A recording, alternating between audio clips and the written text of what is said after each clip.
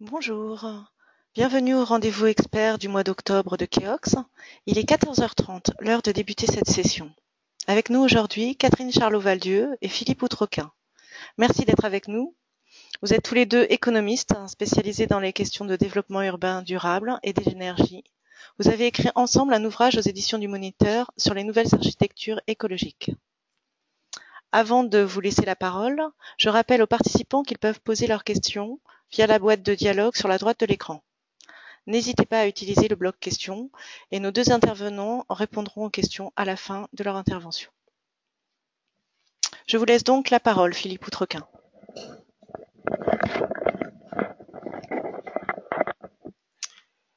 Eh bien, merci et bonjour à tous. Nous allons vous présenter donc les lignes directrices de cet ouvrage, Nouvelle architecture écologique, qui vise en fait à voir comment mieux associer ou bien associer l'architecture et la transition énergétique et écologique. Cette association pose des questions de méthode, d'organisation et de recherche de performance. Et ça nous paraît être aussi l'affaire de tous les acteurs concernés par la filière de la construction, donc c'est l'affaire de tous. Et tel est le fil conducteur de ce livre et aussi de notre présentation. L'épuisement des ressources fossiles et fissiles, le changement climatique, l'évolution des besoins des ménages, les évolutions technologiques demandent à être pris en compte, et ce, dès la conception des projets.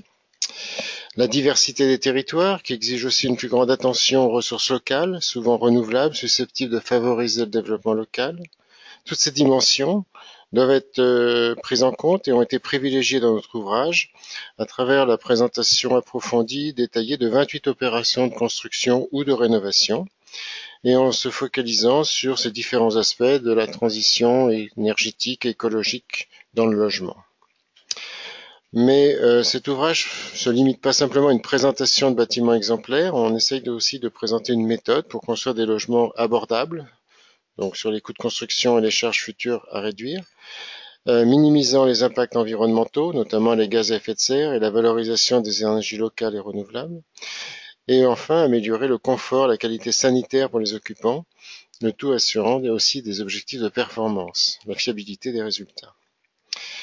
Alors cet ouvrage est donc à destination de tous les acteurs de la chaîne de production, d'exploitation, de gestion du logement, mettant en avant la responsabilité de chacun d'eux, de chacun d'entre nous finalement, pour réaliser cette transition énergétique et écologique.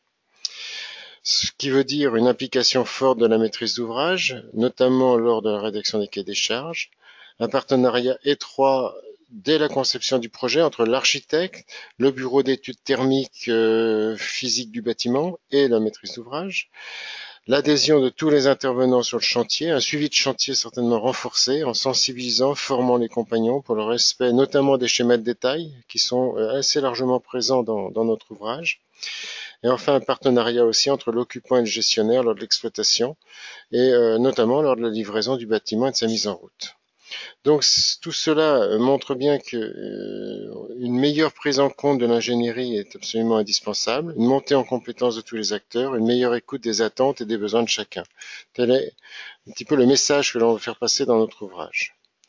Alors le bâtiment dans la transition énergétique, c'est le secteur le plus impacté en fait par la transition énergétique, avec des objectifs extrêmement ambitieux, 40% de réduction des gaz à effet de serre entre 1990 et 2030, la réduction des consommations d'énergie sur les bâtiments neufs avec le BPOS que vous connaissez et existant aussi, réduction de 50% de la consommation totale des bâtiments d'ici 2050.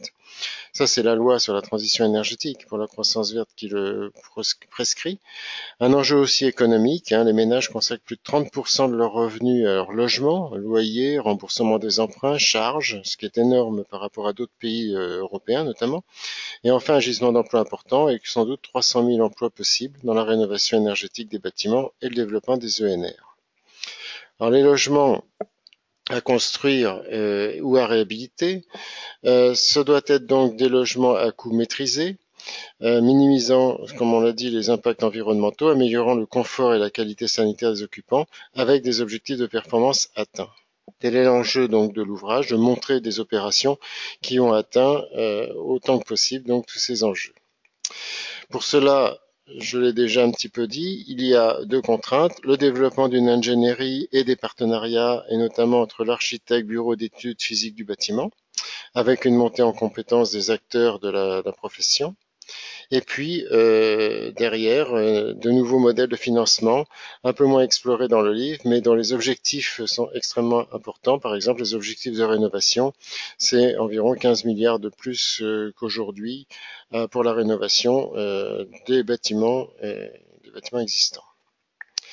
Alors l'ouvrage est structuré en 9 chapitres qui correspondent aussi à un certain ordre dans lequel on peut travailler. D'abord, l'implication des acteurs, de la conception à la mise en œuvre et à l'usage, donc la responsabilité des acteurs. Ensuite, un travail sur l'enveloppe, extrêmement bien isolée pour l'élimination de toutes les déperditions. Un logement qui valorise toutes les sources d'énergie, apport interne, solaire, local, bioclimatique. Un logement qui utilise l'énergie quand on en a besoin, c'est la gestion active de l'énergie, les smart grids finalement qui sont intégrés dans le projet du bâtiment. Une logique environnementale avec l'analyse du bâti sur l'ensemble du cycle de vie, c'est l'analyse du cycle de vie du bâtiment. Un logement qui respecte la santé et la qualité sanitaire, à des coûts maîtrisés donc pour des logements dits abordables. Et ensuite, évidemment, le logement fait partie du parcours de la vie des ménages et donc c'est un projet de vie. Et on a plusieurs monographies qui détaillent un peu comment ce logement s'intègre aussi dans dans le parcours résidentiel des personnes. Et enfin, la construction et la rénovation comme certainement un moteur de développement économique local. Voilà. Donc on a structuré l'ouvrage sur cette décomposition mais qui est finalement la logique un peu dans laquelle on peut travailler. Alors un petit rappel, parce qu'on va parler beaucoup de bâtiments BPOS et passifs. Bâtiment BPOS, c'est un bâtiment qui produit plus d'énergie qu'il n'en consomme. Sur une année en moyenne est exprimé donc en énergie primaire. On peut dire aussi que tous les bâtiments certainement ne pourront pas être à énergie positive, dépendent de certaines contraintes. Ceci dit, ça entraîne des réflexions sur le stockage, sur le délestage de la pointe, sur les moments où finalement on produirait plus que l'on consomme. Se pose aussi le problème de la tarification et de l'optimisation de la consommation en vendant par exemple au réseau, en autoconsommant ou en consommant, enfin, vente au réseau ou autoconsommation. On peut aussi voir qu'il y a peut-être plusieurs types de bâtiments à énergie positive et on va beaucoup mettre l'accent sur des bâtiments qui consomment très peu, donc passifs ou au standard quasiment du passif, avec plus ou moins de production photovoltaïque quand il y a besoin de faire ce bâtiment BPOS. Donc on ouvre finalement l'idée du bâtiment passif comme étant la base un peu de notre approche. Alors, une maison passive, il y a une définition qui est de dire qu'un bâtiment passif est réalisé uniquement par le réchauffement et le refroidissement de l'air entrant, nécessaire pour que la qualité de l'air soit respectée. En d'autres termes, il faut utiliser toutes les sources de chaleur possibles, les apports internes fournis par les personnes ou les équipements, les apports solaires, et pour que le logement finalement ne consomme quasiment pas d'énergie marchande, qu'elle soit fossile ou électrique, que ce soit pour le chauffage ou le rafraîchissement. D'où l'importance de la physique du bâtiment sur lequel on reviendra assez fréquemment dans cet exposé. Alors, il y a quelques exigences sur le bâtiment passif que je rappelle très rapidement. C'est un besoin de chaleur inférieur à 15 kWh en énergie primaire par mètre carré par an. Idem pour un besoin de refroidissement inférieur à 15 kWh par mètre carré par an. Une puissance de chauffe inférieure à 10 watts par mètre carré. Une consommation de tous les usages en énergie primaire, que ce soit le chauffage, ventilation, mais aussi tout ce qui est équipement électrodomestique dans la maison, inférieur au total à 120 kWh par mètre carré.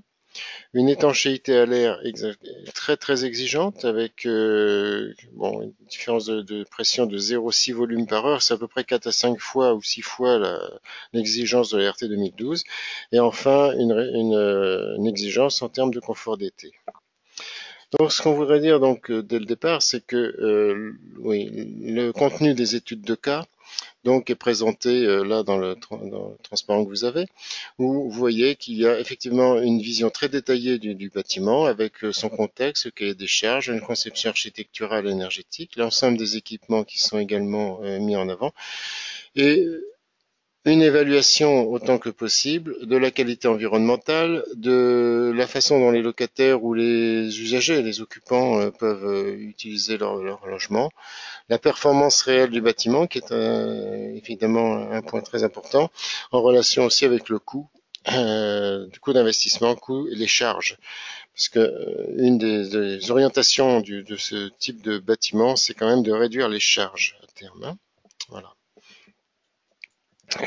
Donc la transition énergétique, l'affaire de tous, ce qui nous paraît tout à fait important, de montrer que tous les acteurs du bâtiment sont concernés par la démarche. On va commencer par alors, tous les acteurs sont dans les projets de façon plus ou moins importante, mais on met le focus sur quelques projets où tel ou tel acteur est particulièrement important. Les habitants, évidemment, puisque ce sont les acteurs majeurs, puisque c'est eux qui vont occuper et vivre dans le logement pendant des dizaines d'années. C'est vrai que la question qui se pose, c'est comment vont vivre ces occupants dans leur logement en 2030-2050. Donc, dans mon introduction, je disais comment anticiper. Hein, je crois que l'anticipation pour répondre aux attentes et aux besoins est nécessaire. C'est aussi donc la mise en relation de comment on met en relation l'habitant avec sa technique. Beaucoup disent qu'aujourd'hui la technique est trop complexe et donc il faut poser la question de l'adaptabilité de la technique, la facilité d'usage pour qu'il n'y ait pas un diplôme finalement nécessaire pour habiter dans son logement.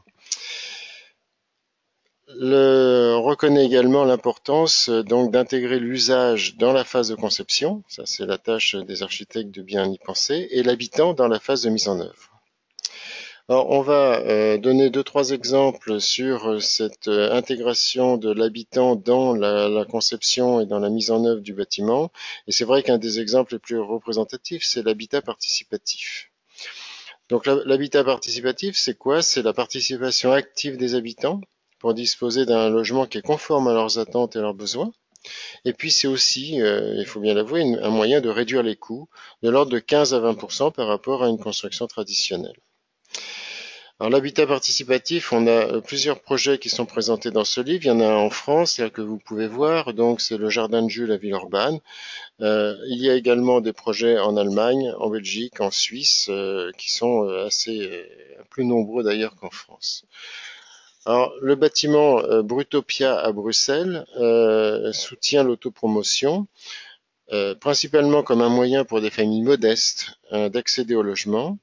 Et aussi dans l'idée que ces familles modestes arrivant dans le quartier pourront aussi créer une dynamique sociale à l'échelle du quartier. Donc ce projet d'autopromotion qui correspond en fait à un cahier des charges qui a été réalisé par les habitants eux-mêmes avec un architecte, est au standard passif. Donc une consommation d'énergie pour le chauffage qui est estimée à 12 kWh par mètre carré par an. Un coût qui est maîtrisé, 1065 € hors taxe par mètre carré. Or, les aménagements intérieurs qui ont été réalisés par les ménages par la suite, mais intégrant le foncier et les frais de notaire. 1065 € par mètre carré, c'est tout à fait remarquable. Donc le projet a deux bâtiments qui sont reliés par un grand jardin partagé et qui totalisent 29 appartements. Et il y a également 3 surfaces commerciales et un centre de séjour pour les personnes âgées. Donc, vous voyez sur les photos quelques représentations du bâtiment. Son enveloppe est assez classique avec une structure béton et une ossature pour un niveau supérieur en panneau bois. Une grande, évidemment, forte isolation du bâtiment pour être passif. Un système énergétique aussi relativement classique, c'est-à-dire qu'on veut chercher à baisser les coûts, donc on n'a pas cherché l'innovation en tant que... On cherche surtout la performance et le rapport qualité-prix. Donc des chaudières gaz à condensation, des panneaux solaires toutefois sur le toit pour l'eau chaude solaire. La déconstruction a également été anticipée dans le choix de structures et des matériaux constitutifs pour arriver à avoir des matériaux recyclables, que ce soit la laine minérale, l'aluminium, le bois, etc. Donc je disais que les plateaux donc de chaque appartement, de chaque étage sont des plateaux libres à aménager. Les aménagements intérieurs sont réalisés par les ménages eux-mêmes. Et enfin un sous-sol, bon, qui permet d'avoir une voiture par logement. Ce sont des logements qui vont du studio au T5 et qui même il y a un duplex à l'intérieur. On voit aussi les balcons et donc le bâtiment. Un autre exemple d'habitat participatif extrêmement intéressant, c'est en Allemagne. En Allemagne, il y a beaucoup de cas d'habitat participatif. Par exemple, la ville de Tübingen a largement encouragé ces projets, les incite en faisant même dans le plan masse des îlots des possibilités de développer à travers des îlots donc de l'habitat participatif. À Heidelberg, le cas qui est présenté ici, ça se présente dans un projet qui va être repris un petit peu plus tard sur un quartier qui s'appelle le Bahnstadt, qui va compter à terme plus de 10 000 habitants, avec également des commerces, des grandes surfaces, de la recherche, etc. À l'intérieur de ce quartier, il y a un îlot, donc pour un habitat participatif de 73 logements, ce qui est une opération importante par rapport au type d'habitat.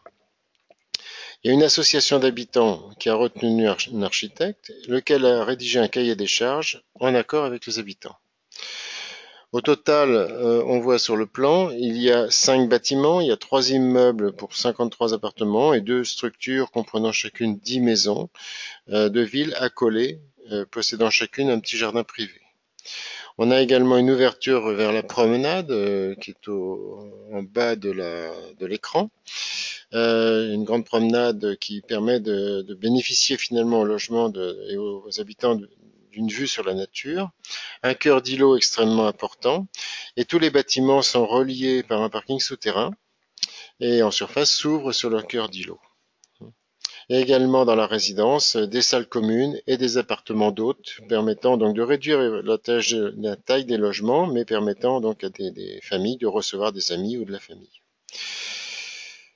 La construction de tous ces immeubles est assez compacte, c'est assez clair que pour être passif, on est souvent assez compact, avec une très forte isolation de l'enveloppe, une trentaine de centimètres pour les murs, 12 à 24 centimètres pour la dalle, etc. Du triple vitrage et un travail très fin sur les ponts thermiques. Donc on n'a pas trop le temps de détailler, mais vous aurez des exemples tout à l'heure de cas de traitement de ponts thermiques. À noter aussi un réglage très simple du thermostat de chauffage et de la ventilation pour les habitants, pour que les habitants puissent traiter sans problème la gestion de leur énergie. Alors, les architectes sont présents partout, évidemment, dans les projets. Ils sont souvent même initiateurs des projets performants et passifs. Nous allons présenter là 2 projets d'architectes qui sont vraiment à l'initiative de l'architecte lui-même. D'abord, la rénovation passive d'un immeuble des années 1890 qui est en briques et qui se situe à Munich. C'est la première réhabilitation passive avec le label Enerfit. Il y a plusieurs labels, notamment le label en rénovation passive qui s'appelle Enerfit. Donc c'est le premier projet qui a été labellisé.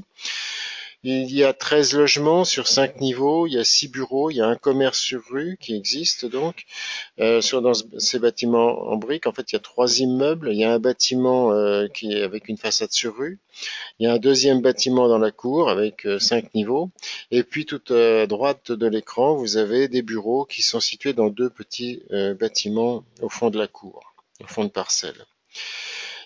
Donc la rénovation a été faite avec la création de 2 cages d'ascenseur en béton dans la première cour et ensuite évidemment une isolation très forte de tout le bâtiment pour arriver à ce standard passif.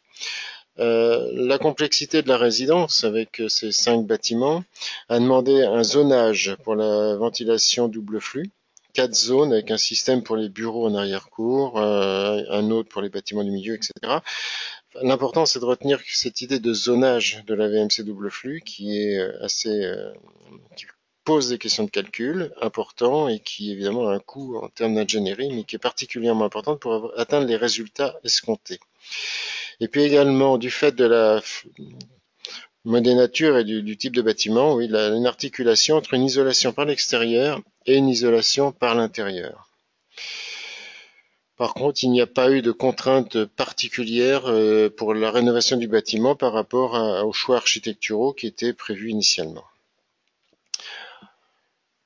Un autre bâtiment, qui est un bâtiment vraiment d'une conception d'architecte, c'est le 22-26 à Lustenau, dans le Vorarlberg, en Autriche. C'est un bâtiment de 5 étages qui est situé à 400 mètres d'altitude, qui est un bâtiment également totalement passif, qui est un cube en fait de 24 mètres de côté. 24, 24, 24, abrite le siège d'une agence d'architecture, Baumschlager et Berlé, qui en ont fait un symbole un petit peu d'un manifeste contre les projets qui sont suréquipés de technologie. C'est ça un peu l'idée, c'est que ce bâtiment n'a ni chauffage, ni ventilation, ni système de refroidissement. Il n'y a pas de système technique et Dietmar et Berlé pensent que à terme, les bâtiments pourraient très bien être sans ces équipements techniques. Donc le nom du bâtiment 22-26 se réfère à la température de confort, située entre 22 et 26 degrés. Et donc le bâtiment offre tous les jours de l'année cette température, comprise entre 22 et 26, et ça sans chauffage ni refroidissement. Donc au départ, c'était prévu pour des bureaux et des logements. Aujourd'hui, il y a la possibilité d'avoir des logements au niveau 5 et 6, mais il y a des bureaux qui sont occupés à partir du niveau 2 et une galerie d'art et un restaurant au rez-de-chaussée. La consommation totale d'énergie, y compris donc l'électricité pour l'éclairage et pour tout ce qui est équipement électrodomestique, c'est 38 kWh par mètre carré et par an. Donc c'est extrêmement faible comme consommation. Et le coût de construction, 950 € par mètre carré, hors taxe. Donc ça veut dire aussi que c'est des coûts tout à fait accessibles. Alors le concept, c'est une paroi qui est respirante, composée de murs massifs, comme on peut voir. Il y a 78 cm d'épaisseur entre deux épaisseurs de briques monomures, 2 x 36, qui sont blanchies sur les deux faces d'un enduit à la chaux. Il y a également donc un plancher très bien isolé, avec un surplancher et 200 mm également de polystyrène extrudé, une toiture terrasse avec 40 cm de polystyrène expansé, des grandes hauteurs sous plafond, des surfaces vitrées importantes, 16% de la surface des parois, qui était le meilleur compromis entre l'éclairement naturel et le confort d'été. Alors ce qu'on peut également voir, c'est des châssis vitrés fixes, mais munis de volets ouvrants en sapin, motorisés, asservis à la GTC, gestion technique centralisée, ce qui permet d'assurer la ventilation des locaux. Ces derniers peuvent être aussi actionnés par les occupants. C'est cette gestion optimisée des flux d'air qui va assurer en continu la climatisation naturelle du bâtiment. La température y est maintenue tous les jours de l'année entre 22 et 26, d'où le nom du bâtiment.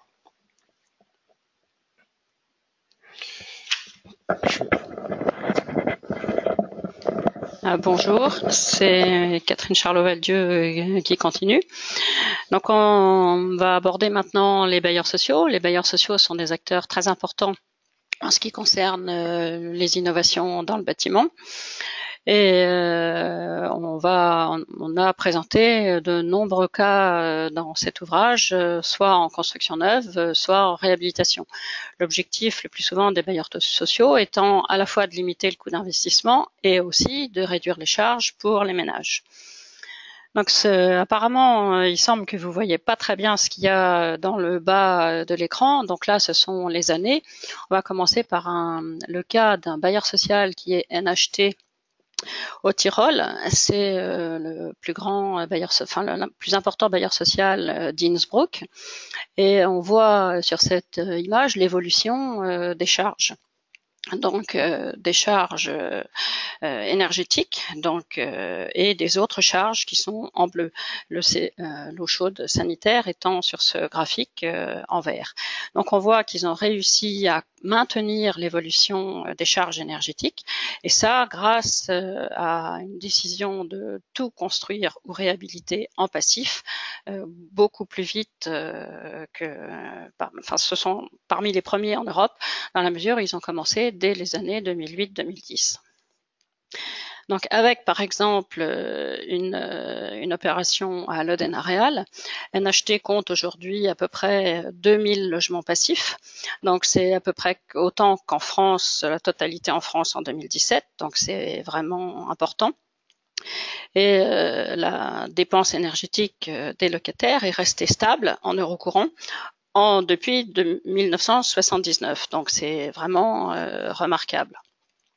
Donc sur cette opération de l'Oden-Areal, c'est un projet qui a démarré en 2006. La ville d'Innsbruck souhaitait un projet exemplaire sur le site de l'usine de l'Oden, d'où le nom du projet, et a confié l'aménagement au bailleur social NHT. L'équipe ils ont alors lancé un concours de maîtrise d'œuvre et l'équipe lauréate a été chargée d'un des groupes de bâtiments et de l'aménagement de 189 logements. Les deuxième et troisième lauréats se sont vus aussi attribuer un groupe de bâtiments de 165 et 128 logements.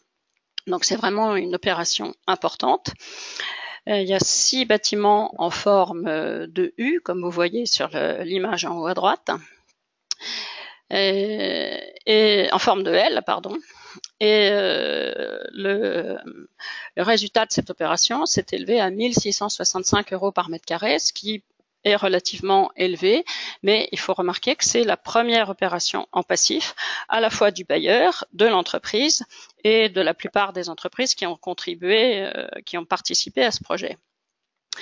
Le surcoût a été estimé à l'époque à 8% après optimisation, c'est-à-dire qu'avec l'AMO physique du bâtiment ou passif, ils ont réfléchi à différentes solutions techniques pour réduire le surcoût, qui était initialement prévu à hauteur de 10%, et notamment en particulier en réduisant la surface des balcons, qui posent toujours un problème pour la construction en passif et en différents aménagements techniques.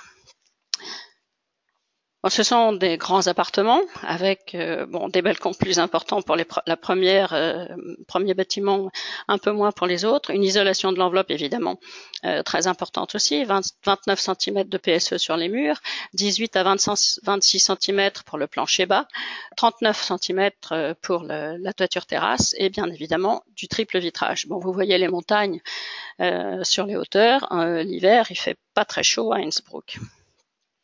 En ce qui concerne les équipements thermiques, on a du chauffage collectif à l'échelle de l'îlot avec une chaufferie qui utilise des pellets et du gaz en appoint, et notamment pour le CS l'été, et un chauffage par le sol dans les logements. Dans les logements, il y a un thermostat très facile à régler et qui se remet en position initiale s'il n'y a pas de mouvement. Donc l'occupant peut moduler, agir sur le chauffage, mais il revient en position initiale s'il n'y a pas d'action sur le thermostat.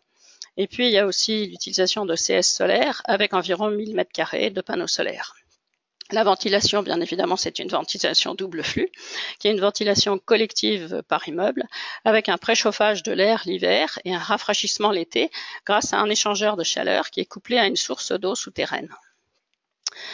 Donc les charges, le montant des charges en 2015, c'était 8 € par mètre carré et par mois, dont 0,36 € par mètre carré par mois pour le chauffage, le CS et la ventilation. Donc on voit que c'est vraiment très faible. Tout ça pour une température constatée dans les logements de 23 degrés Celsius.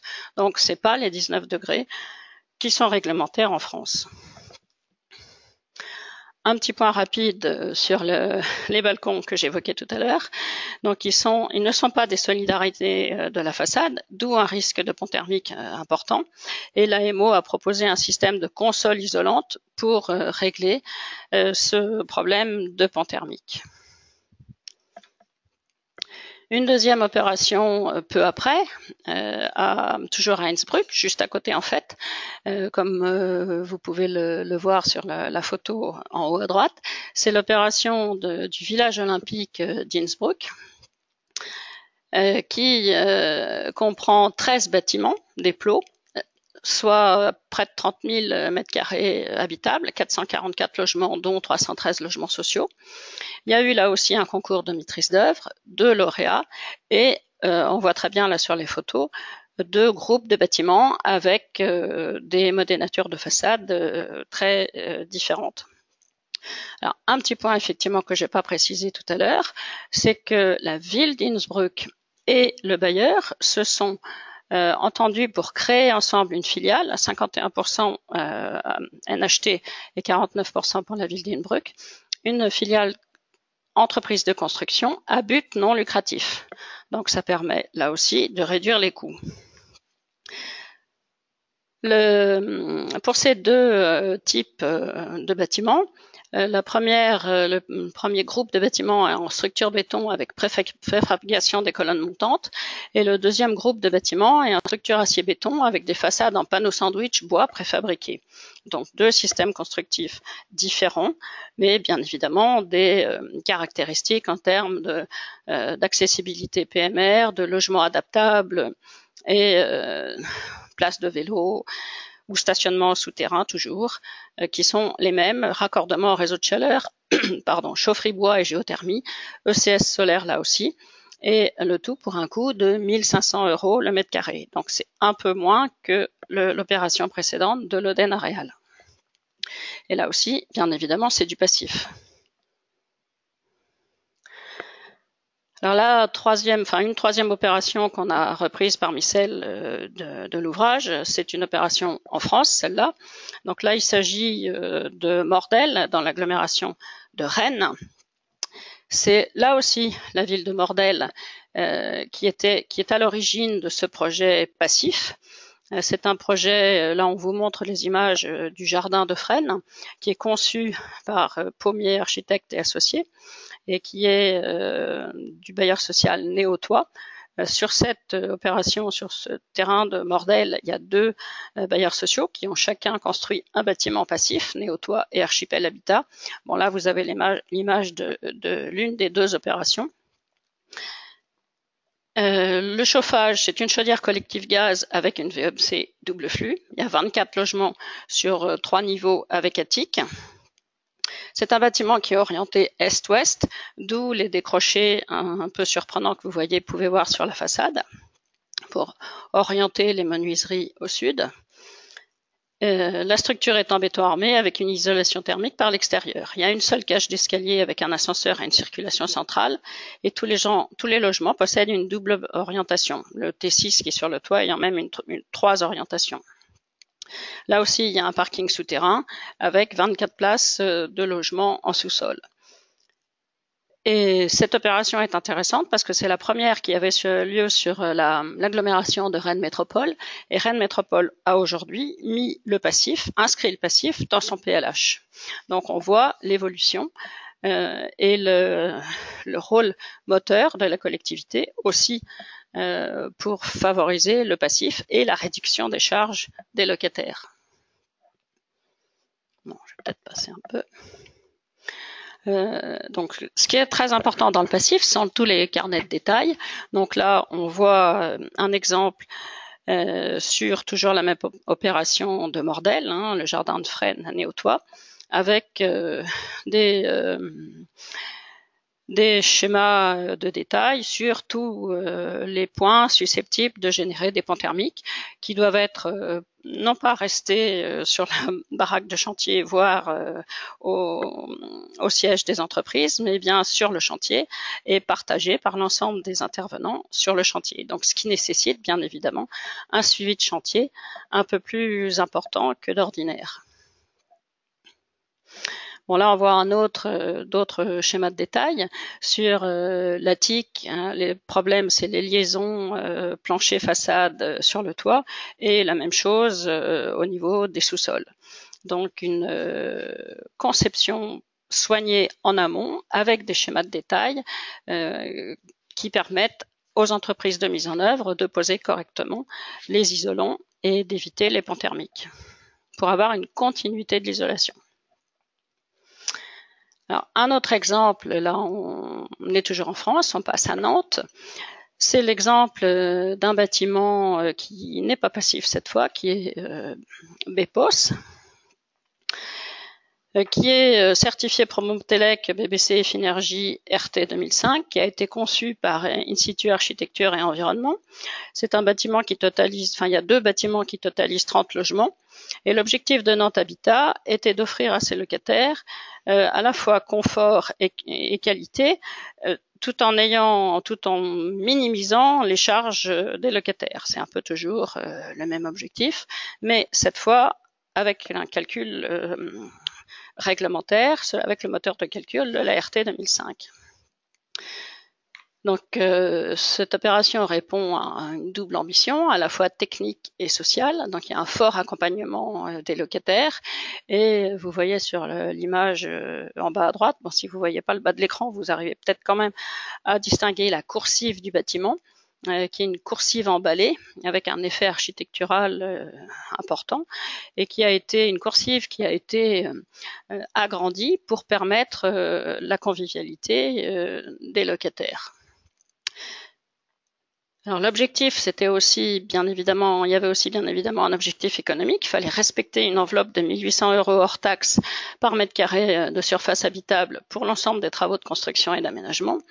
Et le résultat, c'est, alors selon qu'on compte les loggias, chaque bâtiment ayant une loggia, chaque logement ayant une loggia, c'est le coût est de 1 469 € par mètre carré de surface habitable avec loggia et de 1 228 € par mètre carré Sean. Donc là encore, il faut faire attention aux unités qu'on utilise. Bon, on voit quelques schémas qui mettent en avant le choix du bioclimatisme sur cette opération. Il y a aussi l'utilisation de panneaux photovoltaïques, panneaux solaires et du système PowerPipe de récupération des eaux, de la chaleur des eaux grises de la douche. Apparemment, on voit pas très bien les images, le bas de l'écran. Là aussi, il y a les charges sont réduites du fait qu'il y a un seul abonnement électrique, le chauffage, ce sont des panneaux rayonnants électriques équipés d'un boîtier de régulation numérique et munis d'un double système de détection à la fois sur les fenêtres et sur la présence, donc qui permet de réduire le charge.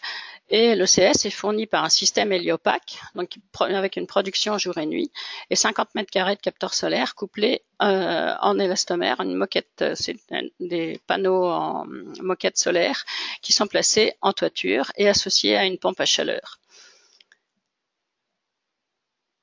Donc c'est un bâtiment qui est quasi BEPOS et qui a été lauréat d'un appel à projet du PUCA, le plan urbanisme, construction et architecture, et de l'ADEME, qui a été lauréat aussi d'un concours bas carbone d'EDF et du concours Solar Décathlon en 2014. Alors on propose ensuite une opération assez singulière qui est le bailleur social du Toit vosgien, hein, dans les Vosges comme son nom l'indique. C'est 2 bâtiments qui totalise 26 logements, une opération conçue par Antoine Pagnoud d'ASP Architecture et 2 bâtiments entièrement en bois. C'est en tout cas c'était à cette époque-là, le plus haut bâtiment en structure bois passif. C'est un bâtiment passif là encore, qui a été certifié Passive House. Donc, au-dessus de la dalle de rez-de-chaussée qui est en béton armé, l'immeuble, c'est un immeuble R+7. Oui, c'est une opération de 2014, comme c'est indiqué sur la diapositive. Donc, la structure porteuse est intégralement en bois, avec des panneaux contrecollés en bois massif contrecollés KLH. Les voiles extérieures, comme les murs transversaux séparatifs entre les logements, et les planchers des différents logements et la toiture, tout est en bois. Les planchers des différents logements, désolidarisés pour des raisons acoustiques, portent sur 4 appuis dans la direction nord-sud et 2 appuis intermédiaires sont formés de structures poteaux-poutres, chacune constituée de 4 poteaux et d'une poutre en bois lamellé collé. et les panneaux de bois sont découpés et préparés dans les usines de KLH en Autriche et sont taillés en l'usine et livrés sur le chantier en tant qu'élément. Il suffit juste de poser. Ce que vous voyez aussi sur la diapositive, c'est les coffrages en bois qui sont destinés à recevoir une isolation en paille. 700 caissons qui sont ainsi constitués chacun de 5 bottes de paille et qui permettent l'isolation des façades. Donc les besoins là sont inférieurs de 50% à ceux d'un bâtiment RT 2012 du fait de la très bonne isolation de l'enveloppe. En ce qui concerne le chauffage, c'est une VMC double flux à échangeur à roues qui permet de répondre à 80% des besoins, et une PAC géothermique avec 12 sondes qui vont jusqu'à 21 mètres de profondeur avec une batterie de chauffe pour le complément. En ce qui concerne le chaude solaire, c'est un système PowerPipe comme à Nantes qui répond à 10% des besoins, une PAC, des sondes géothermiques qui répondent à 20% des besoins, la récupération de l'énergie de l'ascenseur au moment du freinage qui couvre 1% des besoins et du solaire thermique pour 50% des besoins. Donc là aussi, des innovations techniques relativement importantes. En ce qui concerne les charges mensuelles, pour un T4 de 90 mètres carrés pour une température à 22 degrés Celsius, on atteint 13,50 €. Donc c'est relativement intéressant. Bon, on me signale qu'il faut que j'accélère. Là, on va aborder rapidement un projet qui n'est sans doute pas parmi les plus économiques, mais qui anticipe sur la densité ou l'augmentation de la densité en ville. Donc c'est l'idée de l'agence Noépou pour un bâtiment de RIVP à Paris. Il s'agit de la structure d'un bâtiment susceptible de supporter 5 étages supplémentaires, donc en passant du R+9 au R+14, avec des balcons conçus pour être fermés et des sous-sols conçus pour transformer les parkings en commerce, en gymnase ou d'autres usages. Et donc un surcoût d'environ 160 € par mètre carré pour la mutabilité des espaces. Là, le chauffage est un chauffage gaz en attente du raccordement au réseau de chauffage urbain, et le CS solaire est thermique avec là aussi un système PowerPipe. La VMC est une VMC classique I-B. Ensuite, ça c'est l'exemple encore du Taux-Vosgien, c'est la réhabilitation passive de 2 bâtiments des années 70 qui étaient gérés par le bailleur social et qui abritaient un foyer de personnes âgées avec des studios et un T3 pour le gardien. Ce sont des bâtiments de 1974. Suite au décès des occupants, il y avait une vacance importante et la commune ne souhaitait pas reconduire la convention de gestion avec le bailleur social. Donc 3 solutions se présentaient alors: soit reloger ailleurs les locataires qui restaient, soit raser le bâtiment et reconstruire, soit restructurer et remettre en état les 2 bâtiments. Et c'est cette 3e solution qui a été adoptée. L'opération là a été conçue par Jean-Luc Schmitt. Et bon, il y a eu un petit problème de financement car sur la durée de l'emprunt, parce qu'à cette époque, on ne pouvait calculer que sur une durée d'emprunt de 15 ans et le bailleur social n'arrivait pas à équilibrer son opération.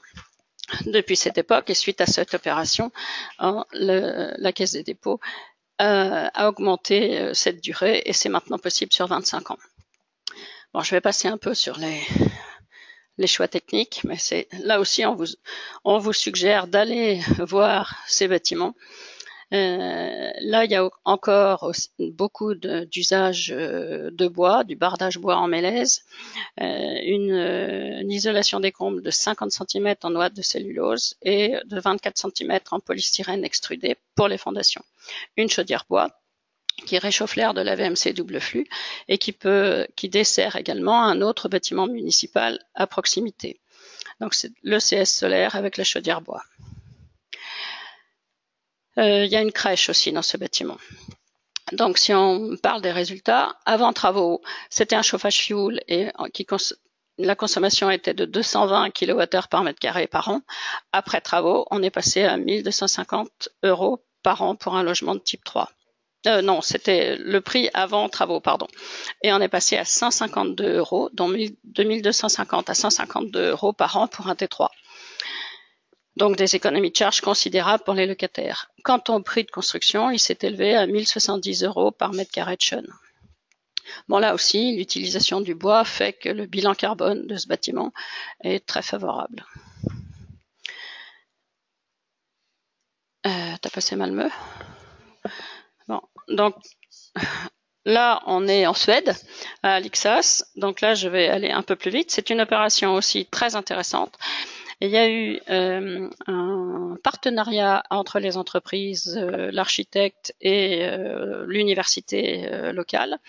Ils ont complètement déshabillé un bâtiment et essayé de mettre au point des panneaux sandwich pour réhabiliter. C'était un groupe de bâtiments. Et donc, ils ont travaillé ensemble sur le premier bâtiment. Et après, mis au point des panneaux sandwich adaptés au bâtiment. Donc là, vous voyez les différents bâtiments. Les bâtiments terminés, ouais. Je continue ou tu reprends là? C'est toujours moi. Bon, alors je continue sur les promoteurs. Donc là, on vous a sélectionné deux opérations. Une opération dans un quartier emblématique de la région parisienne, c'est le quartier Clichy-Batignolles, avec le groupe Emerige. Donc c'est Biecher, architecte, qui était mandataire de ce projet, qui a construit, qui était en charge du projet d'ensemble et des aménagements, et qui a construit le bâtiment de logements sociaux. Et un architecte amadé chinois qui a construit la tour de logement privé. Donc la tour de logement privé R+13, la tour de logements sociaux R+9, et sur le bâtiment de logements sociaux, il y a un jardin d'ornement et une serre partagée. La structure est en poteau-poutre avec béton et 18 cm de laine de roche avec un enduit en façade. Entre les deux bâtiments, il y a une crèche sur 2 niveaux. Donc ces deux bâtiments sont raccordés au réseau de chauffage urbain qui sera alimenté à terme par la géothermie avec une PAC et la sous-station CPCU. La VMC double flux autoréglable et le CS raccordé au réseau de chauffage urbain. Il y a une production de panneaux photovoltaïques qui était prévue avec un dispositif d'effacement pendant les heures de pic de production. Ce qui a permis au projet d'être lauréat du concours bas carbone d'EDF. Donc ce projet est assez emblématique de ce qui se fait sur Paris, et notamment des projets qui sont arrivés après, avec l'appel à projet Réinventer Paris. Il y a plusieurs projets qui ont des serres sur le toit, par exemple. Alors là, on revient aux bailleurs sociaux. Une petite erreur de diapo là. Là, il s'agit d'un projet qui est à Malmö, dans le grand quartier Augustenborg. Malmö, c'est la ville la plus pauvre de Suède, et il y a énormément de logements sociaux avec des populations émigrées. Et notamment dans ce quartier d'Augustenborg. Là, c'est une opération qui est de l'office HLM le plus important de la ville, MKB. Donc on voit là l'importance de la nature en ville. Donc ce sont des projets qui sont un peu dans l'air du temps. C'est une tour passive ou quasi passive, puisque le chauffage atteint 19 kW par mètre carré, qui a 14 étages. Il y a une école maternelle sur le toit et 12 petites maisons en borne qui donnent sur un jardin. La toiture est végétalisée, il y a des grands balcons paysagers, un jardin paysager sur le toit de l'école, pour réduire la dépense alimentaire des ménages.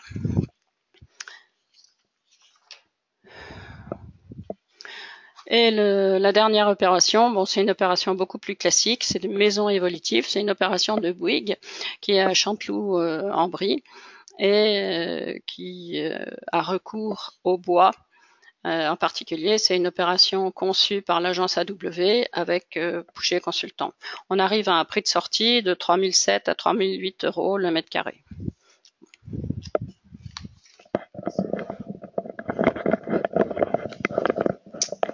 je vais reprendre un petit peu la parole donc pour présenter des travaux qui ont été faits, des opérations menées par des investisseurs privés. Par exemple, là vous avez des logements passifs qui ont été créés par un directeur d'hôtel 5 étoiles à côté en Autriche, à côté d'Innsbruck, pour les employés et les stagiaires de l'hôtel, avec l'idée qu'il fallait au minimum de charges dans la mesure où les salariés avaient des budgets pas forcément très élevés et que les stagiaires également étaient pris en charge par l'hôtel.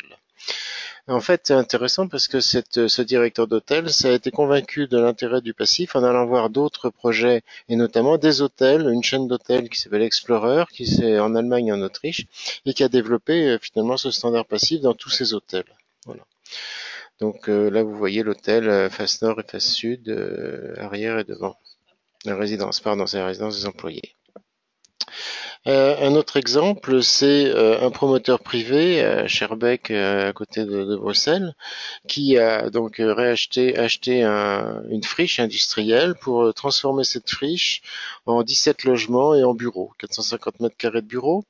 Là, il est parti de l'idée que peut-être en ayant un investissement un peu plus élevé, les charges seront moindres et de ce fait, les gens accepteront plus facilement de louer et même de louer avec un surcoût par rapport au marché habituel.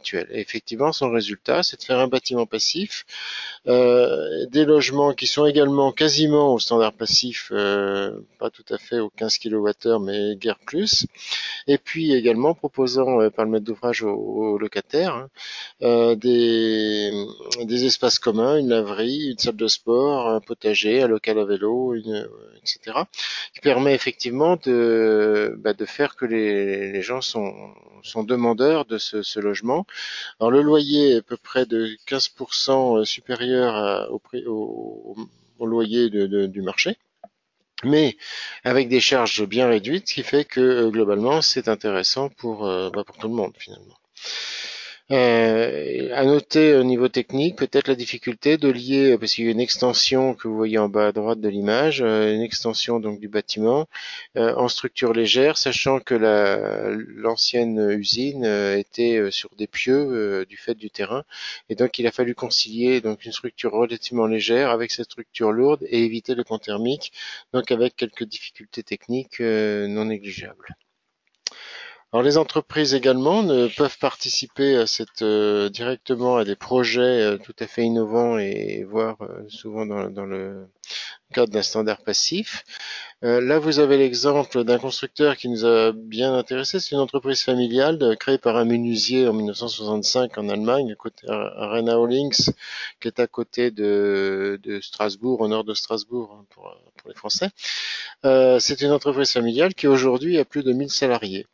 Alors, ce qu'ils font, c'est des bâtiments, des logements individuels. Ils ont à peu près 750 maisons vendues chaque année. Ce sont des maisons donc au standard passif qui sont en construction bois, ossature bois, bardage et charpente, avec l'originalité que quand vous vous rendez sur le site de la menuiserie, vous êtes pris en charge pendant 3 jours avec un architecte de l'entreprise et vous construisez vous-même votre maison, au sens que vous la concevez. Vous concevez le plan, vous concevez les aménagements intérieurs, extérieurs, et et avec un showroom absolument exceptionnel, vous partez donc avec votre plan de maison en poche. Ensuite, il suffit d'avoir un terrain et un radier, donc une dalle de béton, et l'entreprise elle-même vient, après avoir tout préfabriqué en usine, poser finalement l'ensemble de la maison, comme vous pouvez voir les choses en bas. Les compagnons, en général, sont des compagnons de l'entreprise elle-même. Quand ils viennent en France, ils s'associent également à quelques compagnons français, notamment parce que les standards et les normes françaises ne sont pas les mêmes qu'en Allemagne, et donc il est important d'avoir aussi des compagnons français. Voilà, on a trouvé l'opération très intéressante au niveau du processus intégré de conception, production, mise en œuvre et réalisation. Autre réhabilitation très intéressante, c'est une réhabilitation de grands ensembles dans les années 50-70 qui ont été faites à Graz, en Autriche, par un groupe qui s'appelle Givog, qui est le plus gros constructeur bailleur à but non lucratif de la Haute-Autriche. C'est-à-dire que c'est un bailleur social, donc à but non lucratif, mais c'est aussi un constructeur à but non lucratif. C'est ça qui est assez intéressant. Donc il y a vraiment une chaîne intégrée d'acteurs, de la production à la gestion de logement social à but non lucratif, donc il y a une réduction des coûts. Là, vous voyez une rénovation d'un immeuble avant et après travaux. C'est donc une préfabrication pour la rénovation, une préfabrication de murs rideaux avec des panneaux photovoltaïques qui avaient une triple fonction, ces panneaux. Une production électrique. Derrière ces panneaux, le préchauffage de l'air avec le mur rideau, une préchauffage de l'air pour la VMC double flux. Et ensuite, le préchauffage de l'eau chaude grâce au photovoltaïque.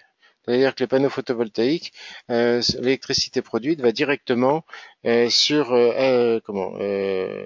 apporter l'électricité qui est nécessaire au chauffe-eau électrique qu'il y a dans chaque logement.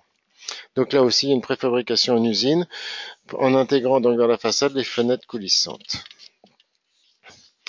Une autre opération faite par le même bailleur, c'est un bâtiment de 204 logements. Le but, c'est de réduire les charges des habitants.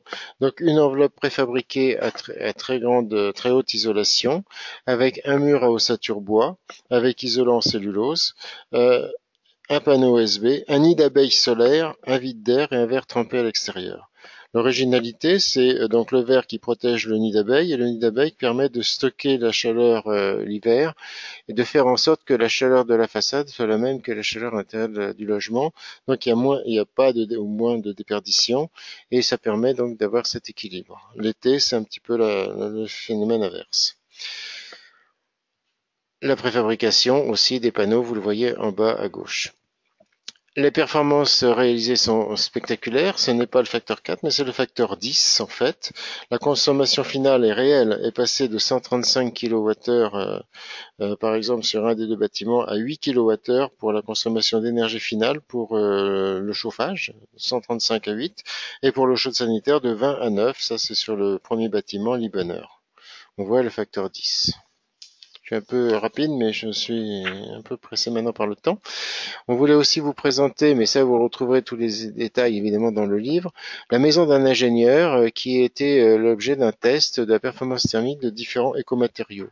Cette maison de 400 mètres carrés a été reprise dans le patrimoine de Maisons et Cités. Et en fait, dans la rénovation qui est extrêmement lourde, évidemment, du bâtiment, sur chaque façade, on a essayé de mettre par une isolation par l'intérieur, dans la mesure où vous voyez l'architecture de la maison ne permettant pas une isolation par l'extérieur, une isolation par l'intérieur avec sur chaque façade une optimisation de l'isolation thermique avec des matériaux les plus adaptés au type de façade, nord, sud, est et ouest. Donc on voit sur certaines façades du lin, de l'autre laine de mouton, l'autre de chanvre, l'autre de l'alouette de cellulose. Et il y a des tests pour évaluer la performance de chacun de ces isolants. Dernière opération que je voudrais vous présenter, c'est celle de Levard, concernant donc les associations. Levard aux Pays-Bas, où c'est une ancienne gendarmerie que vous voyez à gauche qui a été transformée en foyer pour femmes battues ou victimes de viols, de proxénétisme. Donc c'est cette ancienne gendarmerie qui a été fait l'objet d'une isolation très forte par l'extérieur. Hein. On voit ces différentes structures. Ces éléments qui ont été encastrés qui qui donnent cette image finalement du bâtiment. À l'intérieur, donc c'est un bâtiment qui est en poteau-poutre. Hein. Il y a un patio intérieur qui permet donc aux femmes de se déplacer sans être risquées d'agression, des espaces de convivialité et cette idée un peu de forteresse aussi qui est donnée par l'architecture. Transformation d'une caserne en logement intergénérationnel, on a mis ça en avant dans la mesure où il faut aussi penser à l'intergénérationnel et là à travers donc la rénovation d'une ancienne caserne à Rennes. Un point important, c'est une politique de l'État qui peut aussi être la base d'une rénovation ou d'une construction tout à fait innovante. C'est la maison Efficiency House Plus à Berlin. C'est l'université technique de Darmstadt en 2007 qui a lancé un concept de dire il faut faire construire un bâtiment Energy House Plus qui soit BPOS, mais BPOS au sens de l'énergie primaire, hein, plus de production que de consommation, mais aussi BPOS au niveau de l'énergie finale, plus de production en énergie finale que de consommation. Et c'est important quand on pense au coefficient de conversion du photovoltaïque. Voilà, donc cette maison a été testée et le ministère allemand du bâtiment a estimé que c'était tout à fait intéressant de reprendre ce concept pour viser l'autonomie des bâtiments. Ça rentre dans le cadre de la politique énergétique et ils ont fait un nouveau standard qui est Energy House Plus avec l'électromobilité.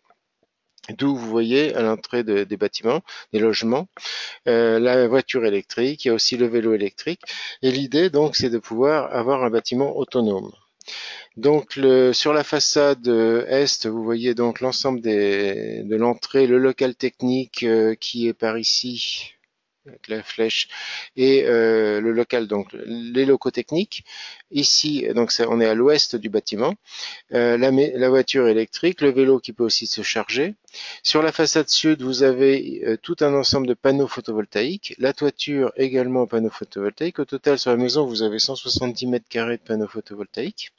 Et puis sur l'autre côté, la façade est, vous avez la partie privée davantage du logement. La domotique qui sert évidemment à la gestion du bâtiment.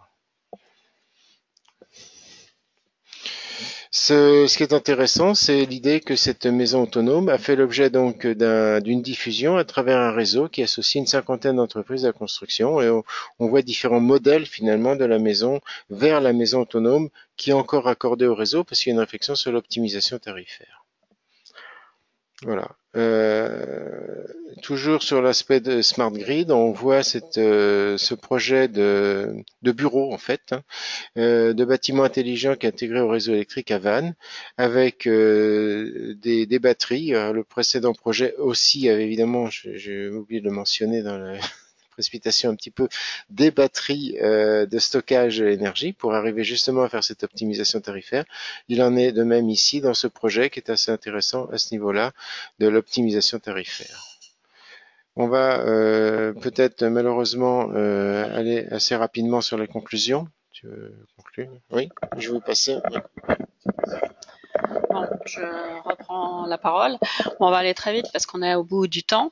Juste pour vous parler de la stratégie de Bruxelles Capitale qui, dès 2004, a décidé de réunir l'ensemble des partenaires du secteur de la construction pour définir ensemble quel niveau de seuil réglementaire pour le bâtiment 2020. Le NZ2B, Nearly Zero Energy Building de 2020. En 2007, elle a lancé un programme qui s'appelle BATEX, bâtiment exemplaire. Alors ce programme visait à éviter le sapin de Noël technologique, donc pour privilégier les bâtiments reproductibles. Et petit à petit, les entreprises ayant dit que c'était économiquement et techniquement possible d'aller au passif, le standard passif est devenu une obligation en 2009. Donc ça a permis aux entreprises de monter en compétence dans le passif. Et aujourd'hui, en 2015, depuis le 1er janvier 2015, le passif est une obligation réglementaire. C'est le seuil réglementaire donc du NZ2B de 2020. Une autre stratégie gagnante intéressante, c'est celle de la ville d'Heidelberg, dont Philippe a parlé tout à l'heure. Donc c'est le plus grand quartier passif d'Europe. C'est la ville qui a décidé que tout d'abord l'ensemble de ses bâtiments publics seraient passifs et ensuite doté de compétences internes pour aider l'ensemble des acteurs qui s'installent sur le quartier à atteindre le secteur passif. Ça a été notamment l'objet de grandes discussions avec un centre de GSB, une grande surface de bricolage, qui avait du mal à atteindre le standard passif, et ce sont les services internes de la ville qui ont aidé l'entreprise à trouver des solutions, et l'architecte de l'entreprise à trouver les solutions techniques pour qu'ils puissent atteindre le standard passif qui est requis pour l'ensemble des bâtiments du quartier. Bon, juste pour terminer, ce qui nous paraît important, c'est la logique de partenariat. On voit bien que l'architecte et l'ingénieur en physique du bâtiment sont amenés à beaucoup plus travailler ensemble. Les collectivités ont bien évidemment un rôle important puisque ce sont elles qui décident, qui élaborent les cahiers des charges des projets d'aménagement, qui délivrent les permis de construire et donc ont un rôle moteur à jouer. Il faut aussi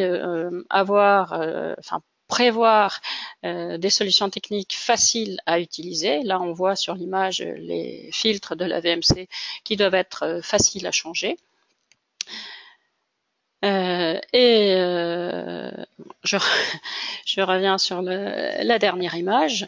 Et aussi, ne pas oublier que des solutions, en France, on privilégie les SEM, les sociétés d'économie mixte, plutôt que les entreprises de construction à but non lucratif. Peut-être que c'est là un bon moyen de réduire les coûts de construction. On demande souvent pourquoi en France les coûts de construction sont si élevés. Peut-être qu'il faudrait réfléchir sur des orientations stratégiques. Je vous remercie et si vous avez des questions, nous sommes à votre disposition.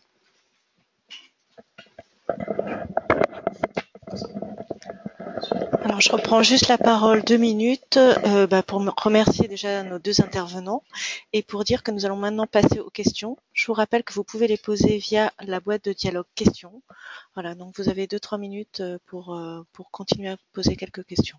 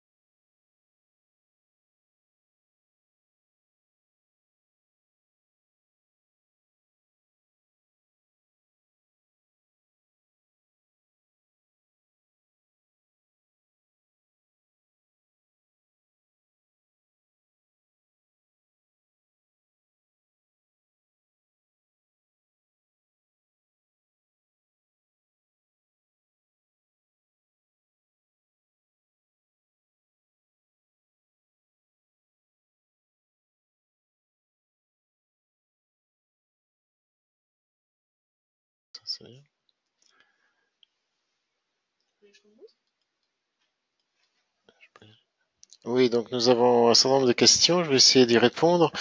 D'une part, le coût au mètre carré de la rénovation des foyers. Alors, il y a un foyer pour personnes âgées qui a été transformé en logement à Raon-l'Étape. Le coût de construction, c'est de la rénovation, donc coût total, comme vous avez pu voir, c'est 1070 € au mètre carré, habitable.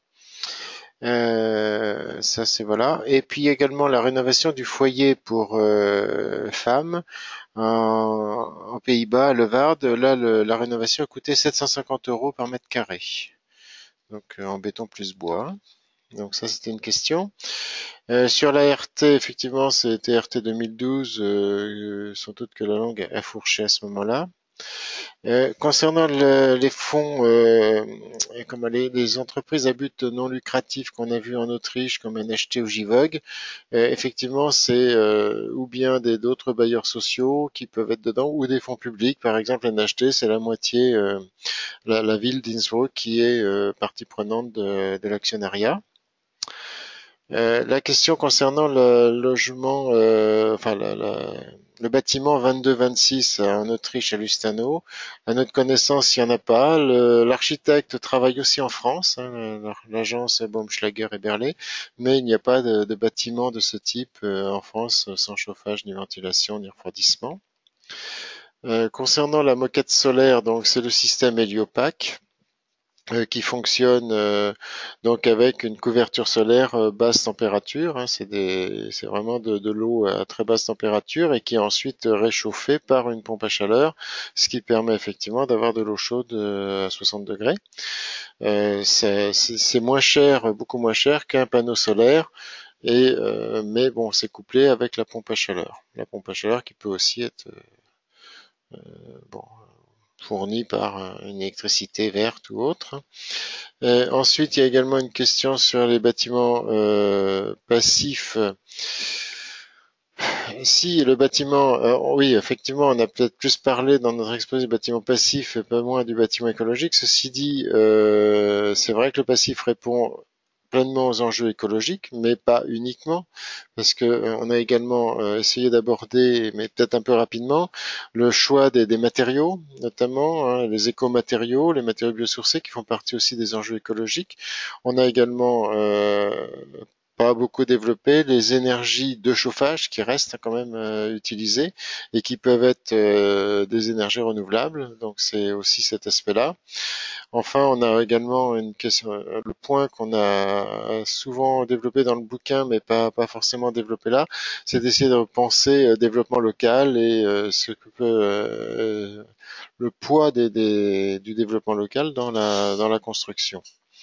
Donc ces éléments-là font partie certainement d'une approche écologique, le passif en fait partie, mais c'est vrai que moins on consomme d'énergie, et c'est quand même l'éradication des énergies fossiles ou fissiles fait partie pleinement de la démarche écologique, et donc c'est pour ça que le passif, les bâtiments passifs sont des éléments d'une démarche écologique. On a aussi dans le bouquin parlé tout début de l'introduction des analyses de cycle de vie, et c'est vrai que penser écomatériaux, penser analyse de cycle de vie fait partie d'une démarche écologique.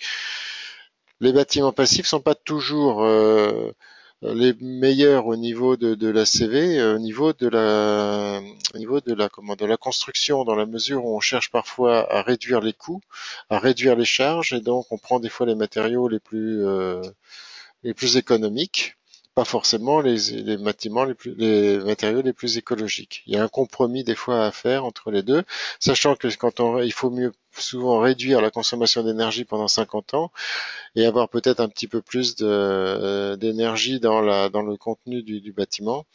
Et le bilan est certainement meilleur que de faire un nec plus ultra peut-être écologique à construction, mais tout en ayant des consommations importantes par la suite.